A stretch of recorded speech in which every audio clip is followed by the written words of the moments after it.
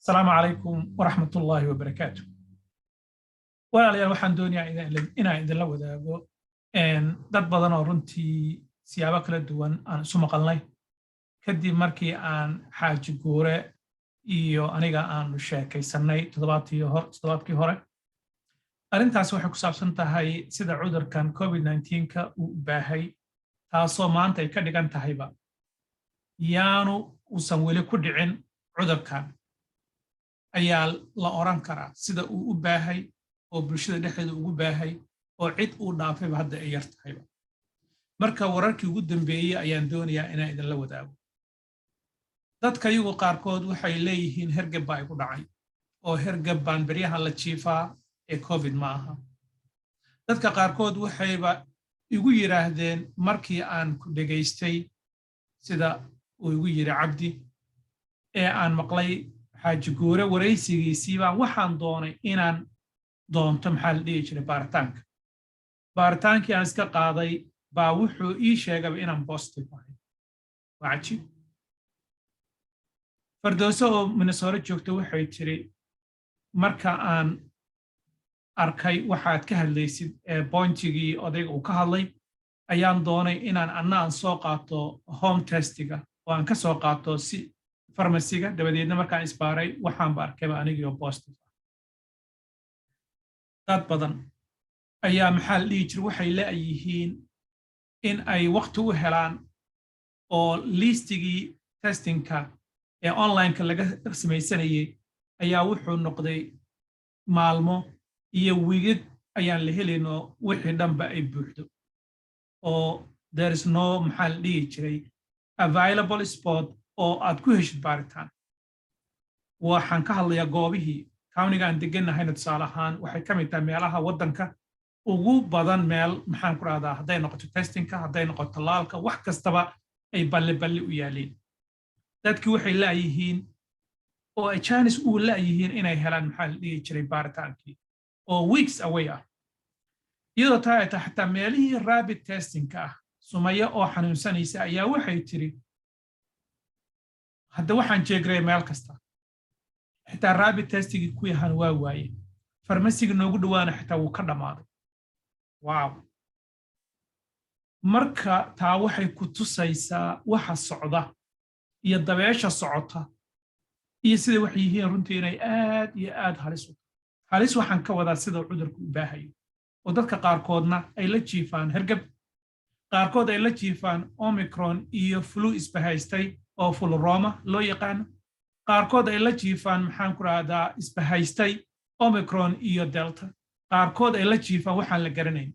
oo waxa kaliya lagu ogaan kara ay tahay in la baaro baaritaankiina aanu waqti loo hayn. marka arrintaasi ayaan doonaya runtii inaan idinla wadaago. waxa kaliya looga badbaadi kara intaan waxay tahay kow in la isbaaro kadibna in maxaan ku rahdaa taxadirka meesha uu ka bilowdo. waxyaalaha kale runtii aan jeclahay dadka oo aan mar kasta kula taliyo waxay tahay haddii qofka uu iska dhaadhiciyo inuu waxa ka yahay hergeb oo uu asaga is-aaminsiiyo inuu hergeb yahay isagoo xanuunsanaya isagoo sheedgaraynaya maxaan ku rahdaa viruskii haddii uu iska dhaadhiciyo in aan waxba ahayn oo uu bulshada dhex qaado oo uu masaajida tago oo goobaha maxaan ku rahdaa bulshada isugu timaado maqaayadaha iyo dugsiyada iyo maxaan ku rahdaa hadduu tago qofkaasi ogaal iyo ogaal la'aan wuxuu samaynayaa markii hore hal case buu ahaa oo muslim oo Soomaali ah hadda wuxuu awood u siinayaa cudurkii in uu gaaro walaalo badan, gabdho badan, dad badan oo ehelkii qaraabadii muslimiintii ayuu qaadsiinayaa cudurka haddii uu ku talagalay iyo haddaanu ku talagelinba taasi waa meel bay inoo taallaa ma garanayno. laakiinse qofkaasi negligencega uu samaynayo ayaa waxay keenaysaa in dad badan uu qaadsiiyo. mar haddii dad badan uu qaadsiiyana hadda dadkaasi waxaa dhici karaysa qaarkoodna in ay u noqoto sida hergebkii oo kale, qaarkoodna ay cusbitaallo u galaan, qaarkoodna ay u dhintaan. marka maxsuulka meesha ka soo baxa cidda qaadaysa mas-uulka ah taasi Allah subxaanahu wa tacaala baa iga og. muslimiinta culummada baan u daynayaa iyo dadka looyarada ah ee maxaan ku rahdaa dhuudhuuban ee garanhaya in maxaan ku rahdaa mas-uuliyadda cause and effectiga cidda mas'uul ka ahayd waxaan dhacay taasi waxa weeyaan cid kale ku shaqo leh. laakiin anigu waxaan idin leeyahay khayr allah idin siiye cudurkan dabayaaqadiisii baa ay u muuqataa inuu joogo cudurkan covid ah waxaan arkayo ee horteena taagan waxa weeyaan waa wax runtii u muuqda hirarkii ugu dambeeyey iyo haraatidii ugu dambeysay buu covid tuurayaa hadda noocan socda ee omicronka la yidhaahdo waxaad moodaa inuu ku eg yahay qaybta sare ee qofka bini'aadamka ah ee sanka iyo afka iyo maxaan ku raahdaa intaas inuu ku eg yahay oo aanu u sii daadegayn samabada iyo dhibaatooyinka badan ee covidkii hore iyo dalta lagu yaqiino taa waxaad ka arkaysaa sida dadka qaar ay leeyihiin waxaad moodaa in ay ka turjumayso sida uu cudurku u faafayo maxaa yeelay qofka mar haddii uu sanka ka qaado dabadeedna uu degdeg u bato taasoo maxaan ku raahdaa sida uu dhaqso replicationka u sameynayo kadibna uu u faafo maadaama halkan uu ku eg yahay oo markaa qofka ay sahlan tahay inuu firdhiyo oo marka baaritaanka maxaan ku raahdaa baahitaanka degdeg ah taasaa keentay baa la leeyahay hadday taa dhacdana waxaa yaraaday calaamadihii cuslaa uu gaarsiin jiray dhaawacii badnaa dadka gaarsiin jiray ayaa loo malaynayaa maadaama mild symptoms la arkayo hadday mild symptomkaasi ay wataan waxaa dhici karta inay sheekadu ay gebagabadii u socoto ama ay dhici karto another variant kale oo kan ka sahlan inuu yimaado another variant kale oo kan ka faafid oona ka sahlan inuu yimaado dabadeedna uu maxaan ku rahdaa cudurkii isu bedelo sida hergebkii ama fuluugii ama fulu wax la mida uu noqdo oo seasonal ah oo dadku ay markaasi caadi ula qabsadaan oo qof la dhaafay aanu jirin xoogaaga yarka ahay ma aqaan inay caves iyo meelo kale ku jiraan oo aysan weli covidka is arkinna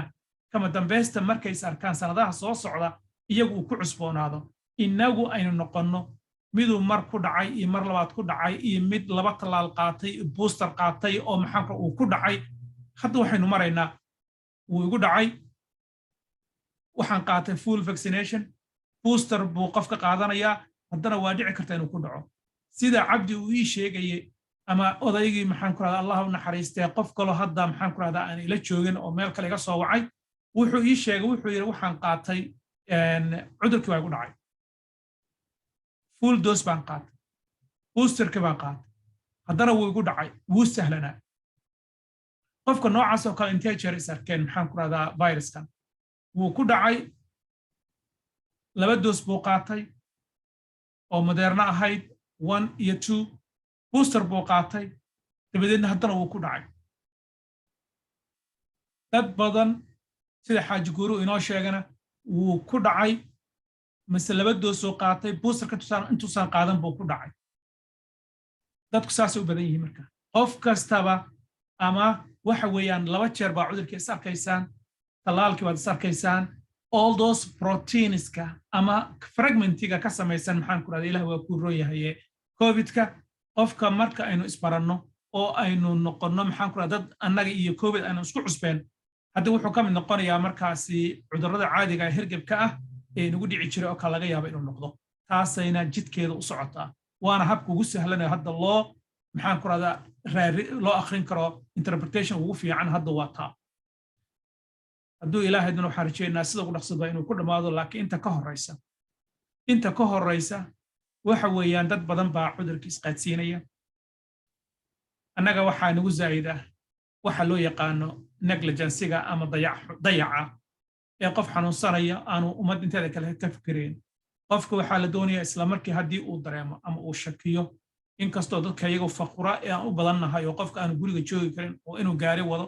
inuu maxaan ku shaqeeyo waxyaalo badan looga baahan yahay oo taana ay keenayso dhibka ummadda